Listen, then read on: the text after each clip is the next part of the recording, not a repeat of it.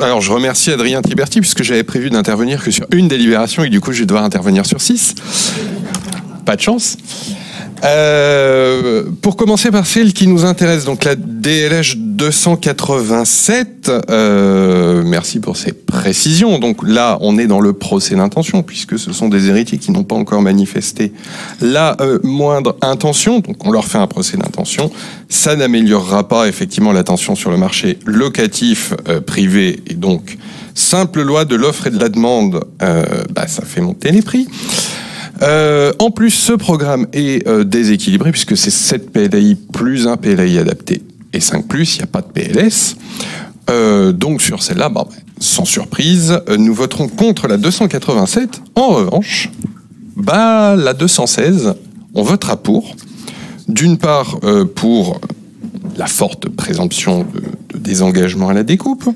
D'autre part, puisque c'est un programme qui est bien équilibré, dans un secteur intéressant, et même si on n'est pas sur un tiers, on est sur 5-3-5, on va s'affranchir un petit peu des chiffres, c'est un programme qui est bien équilibré, qui a l'air bien pensé, effectivement avec des travaux conséquents, et donc si la ville, via ses bailleurs sociaux, met des fonds conséquents, c'est normal qu'elle en retire la maîtrise foncière.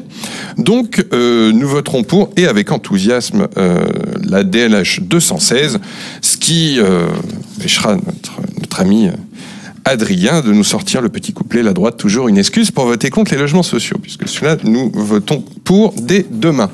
Sur les programmes de rénovation, pas de sujet de notre part.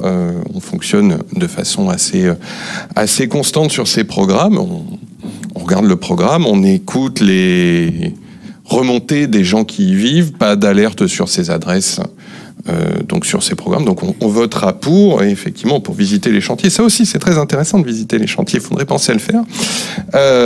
Parfois on a des choses à dire, ce n'est pas le cas sur cette adresse, donc nous soutiendrons ces 4 délibérations sur lesquelles je n'avais pas du tout prévu de m'inscrire. Oui, merci. La Constitution est effectivement un très beau texte, je crois que dedans d'ailleurs il y a le respect de la propriété privée. Peut-être une notion qui peut parfois échapper sur les logements vides. Alors je vous invite à vous rapprocher de la ville de Toulouse, qui fait de très belles choses pour inciter, justement, au lieu de tout de suite de sortir l'artillerie lourde qui ne peut que braquer la situation, pour inciter à remettre sur le marché. Ça marche plutôt bien. Je ne doute pas que la mairie de Toulouse aura plaisir à vous répondre et à vous donner peut-être des pistes de travail que nous serons, le cas échéant, ravis de soutenir.